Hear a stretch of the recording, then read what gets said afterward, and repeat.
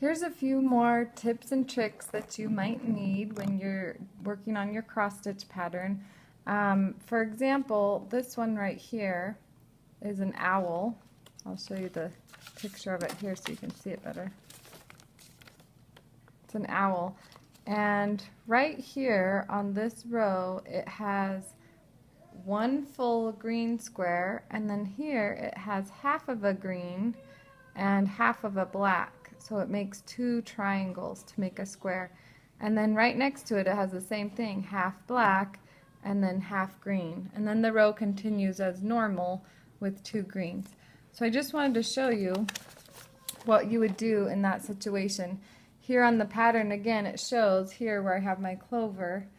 This is a full green one, but then here it's going to be half green and half black. And then over here it's going to be half black and half green. So here I am on my cross stitch pattern, and I'm working this green row, and so this square right here is only supposed to be half green, and it's supposed to be on this lower side over here. So what I would do is I would go in and I would do half of a cross stitch just like I would normally do, and then my next one, it's the lower side on the other side, and so I'm going to poke my needle right through the middle of the square like that, and then I'm just going to take it back down into the corner. So it should look like that. And then I'm going to make my next two squares the same as usual. When I go back to complete my cross stitch, I'm going to make my first two as normal because these are supposed to be complete squares. And then this one I'm going to cross back over here and here so that only half of my square, it makes a little triangle, is cross stitch, and then here again I'm going to poke it into the middle of my square right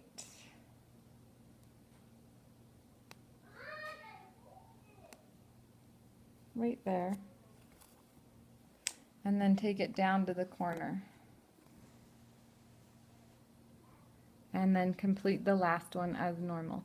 So that gives me this little triangle space right here that is going to end up being